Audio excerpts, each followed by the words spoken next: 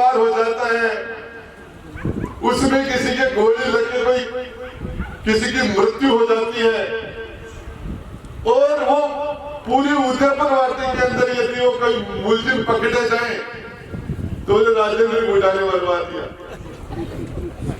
किसी की बॉडी लेके राजेंद्र गुड्डा की मुर्दाबाद, राजेंद्र गुड्डा का हाथ, उसको गिरफ्तार करो।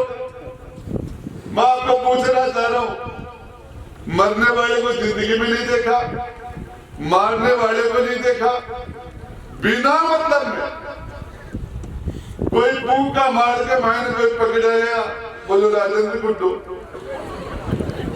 कोई भाटीवाड़ की नदी के मायने कोई पकड़ा गया, बोलो राजेंद्र गुड्डू।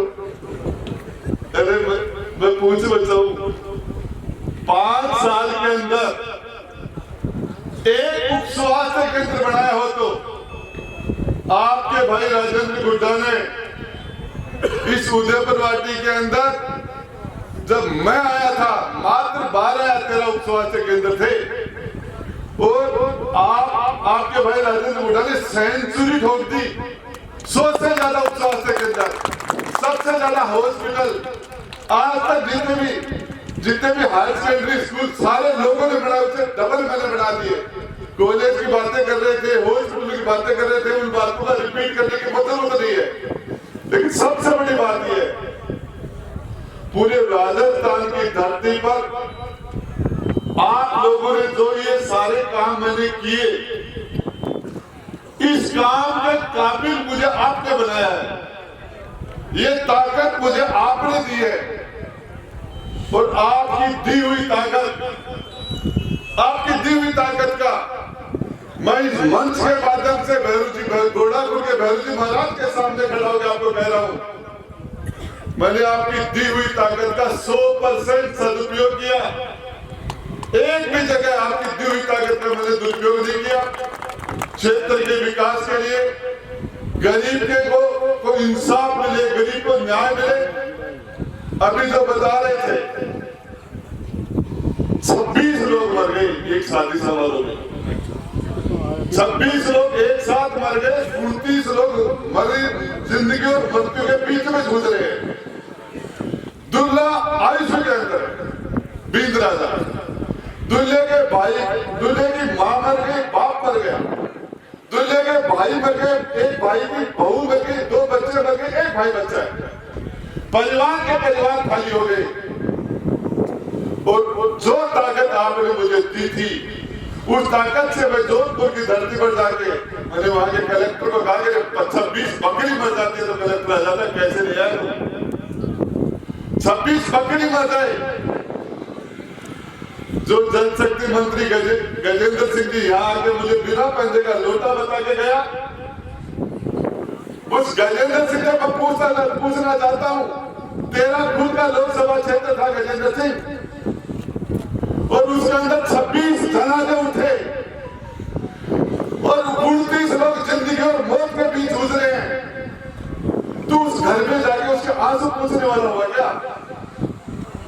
मैं बताना चाह रहा हूं, मैंने आप सबकी तरफ से उदयपुर वाटी के 36 कौम की तरफ से प्रत्येक मृतक को 1-1 लाख रुपए लेके आया हूं। राजेंद्र गुड्डा ने उदयपुर वाटी का प्रतिनिधि थी प्रत्येक, और उसके बाद में दूसरे लोग मजबूर हुए उस परिवार की मदद करने के लिए। वही एक करेंसी मुचाड़ा बैठा था, उसने सारे के सारे 26 लोगों को उसने 50-50 हजार रुपए दिए। देवी सिंह भाटी ने भी 17 लाख रुपए दिए। और हो सकता है वो व्यक्ति भी आ सकते दुनिया में, लेकिन उन घरों को जाके देखो, एक व्यक्ति मात्र 22 साल का लड़का सुरेंद्र सिंह, आग का गोला जल रहा था, उसके अंदर 100 मीटर दौड़ के आगे उस आग के अंदर कूद गया, और उसने कम से कम 20 जिंदगियां बचाई, उसने 20 लोगों की जान बचाई, खुद मर गया। ऐसा बड़ा हादसा आजादी के 70 साल बाद में मैंने मेरे जीवन में नहीं देखा, पहले सुना भी नहीं। पूरे परिवार खत्म हो गए, 50 से आसपास लोग, और वहां लोग नहीं जाए उनके घर। तो क्या बात करते हो? मैंने आपके यहां से निकल के, लोग कहते थे कि हमारे प्रमुख साहब, ये कहते थे हमारे अब मजदूरों की संख्या 28 होगी और कम से कम 15 लोग बचने की स्थिति में नहीं है। ये हमारे प्रमुख साहब कहते थे ये गुंडा है, देवगढ़ के गढ़वाल भी गुंडा ही बताते थे, है ना, ये सारे के सारे लोग। लेकिन मैं आपको बता रहा हूँ, पावर कसौटी होती है व्यक्ति की। पावर मिलने के बाद पता चलता है कि आदमी कैसा है।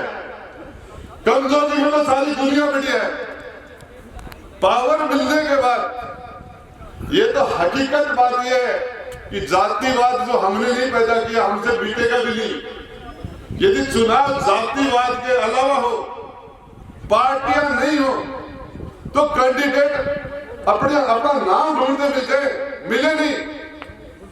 आपको पता है, यदि सैनी समाज के वोट और कांग्रेस पार्टी के वोट अलग कर दो तो भगवान राम सैनी की जेब में 25 वोट नहीं है,